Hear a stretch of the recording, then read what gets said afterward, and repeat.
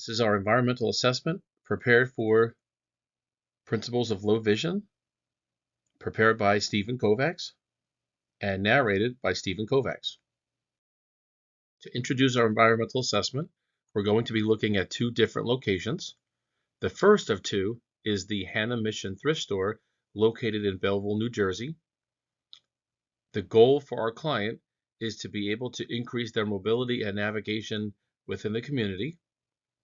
And for this objective, the client will be able to navigate the entryway of the thrift store using visual scanning, contrast cues, and environmental landmarks to be able to pass through the entrance safely in 4 out of 5 trials over a 2-week period. For this location, we're going to look at 3 different areas, including the aisle entryway, the shopping and checkout area, and the staircase to the lower level. The first area that we're going to look at is the aisle entryway. There are several strengths, but the 3 that we're going to focus on are natural light that comes through the window, which can help individuals with low vision distinguish the contrast, the glass door frames that can provide contrast against the surrounding glass and sidewalk, and the flat mat at the entranceway that can help an individual detect a change in the surface under their feet. For the entryway, we also have several weaknesses.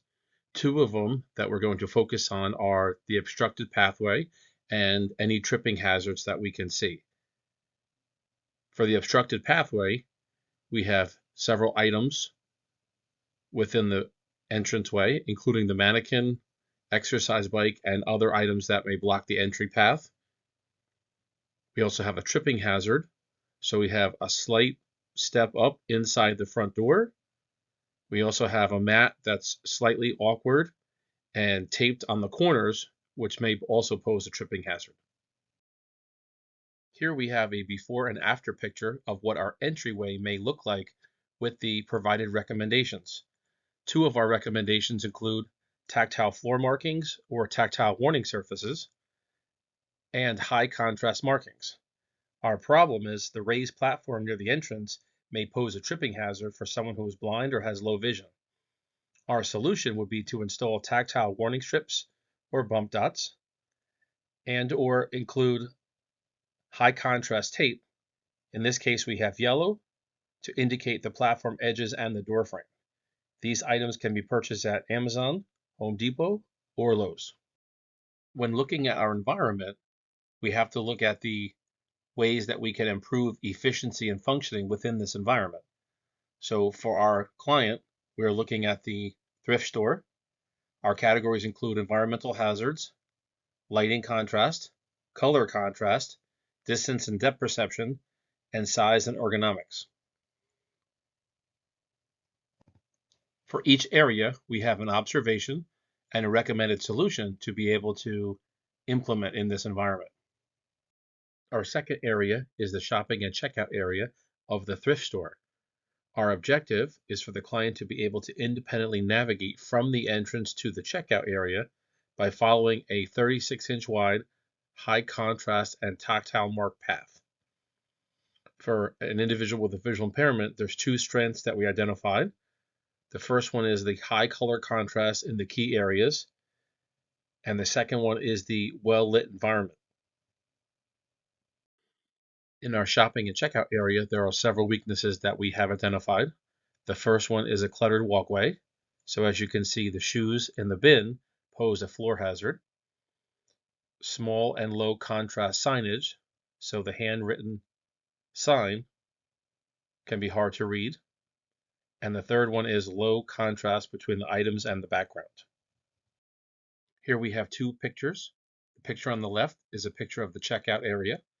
The picture on the right is a representation of what the checkout area may look like with the recommendations.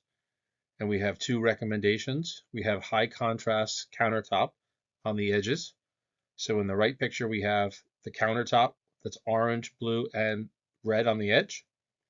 And we also have our second recommendation, which is clear large print signage. The picture in the middle of the price list is one of the only images of a price list sign that was located in the store. To improve the efficiency and safety in the shopping and checkout area, We have identified the environmental hazards. So recommendations would include widening the aisles to at least 36 to 42 inches and removing any loose rugs or carpets. Our second recommendation would be lighting and contrast. And our recommendation would be to install a uniform, bright, glare-free lighting to help individuals see the signage better. Here we have two summary tables. The table on the left is primarily for the aisle of the thrift store, which includes the materials that would be needed for the aisle, the purpose of the material and how it's going to be used, and the location of where you might be able to buy each item. On the right side, we have a summary table of the checkout area, including the area where it may be used, how to fix it, the materials that would be included, and the location of where to buy each item. The third area we assessed is the staircase that leads to the lower level. For this, our objective is for the client to be able to safely identify and navigate the red staircase to access the lower floor. In these pictures, we have several strengths that we identified. The first one is high contrast stair treads. The second one is the presence of a handrail on the right side. And the third is a wall-mounted visual cues, which can serve as spatial orientation cues.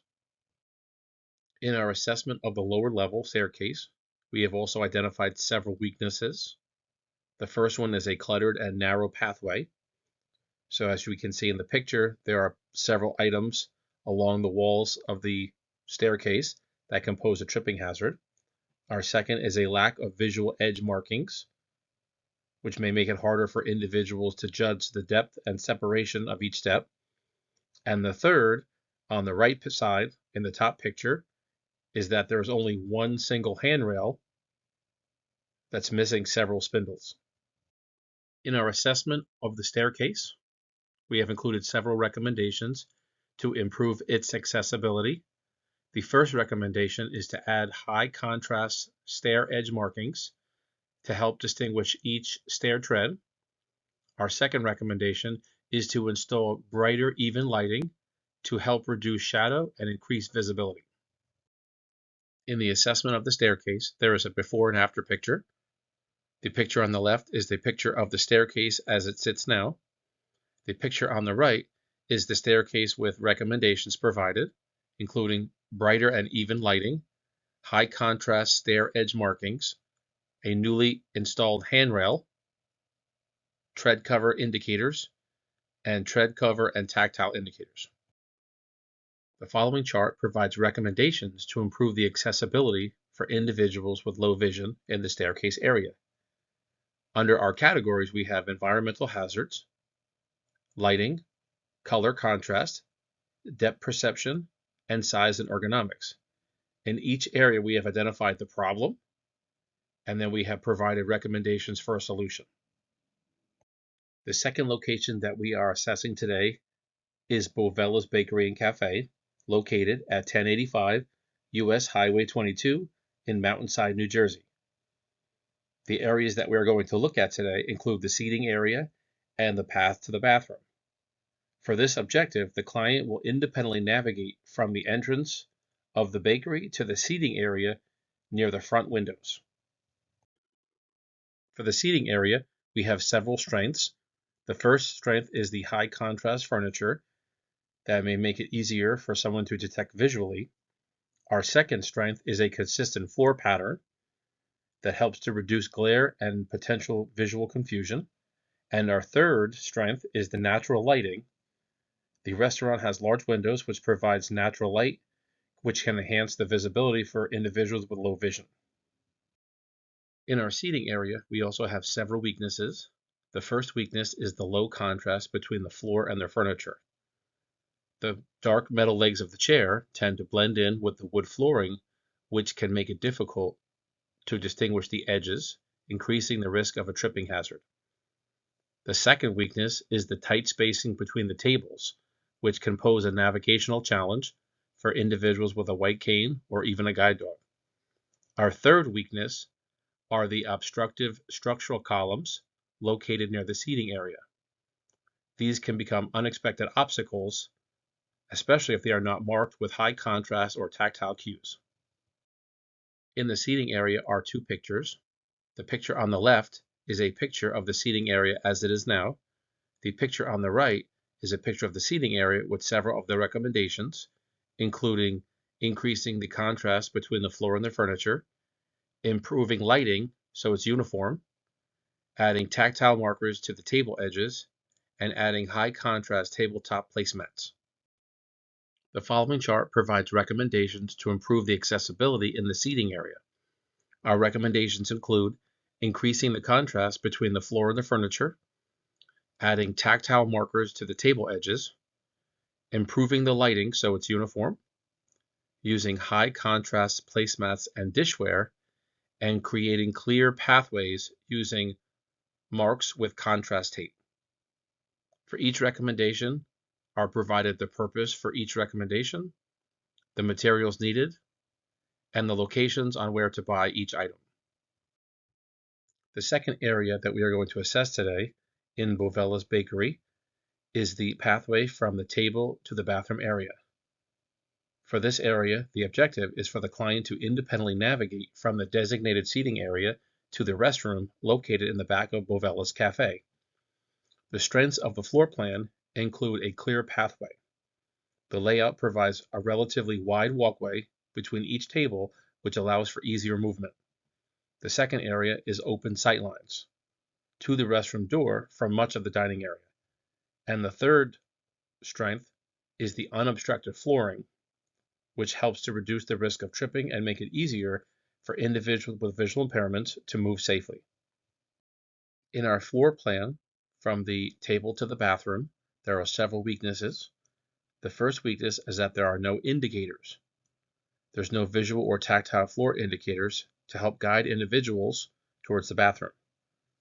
Our second weakness is that there is a lack of high contrast markings. There's no tactile markers or contrasting colors around the restroom to make it more visible for those with visual impairments. Our third weakness is a narrow or constricted space in some areas. Certain areas appear to have a tight table spacing, which may make it difficult to navigate for someone using a wheelchair, a walker, or even a white cane. The seating area from the table to the bathroom includes two pictures. The picture on the left is a picture of the cafe as it sits now.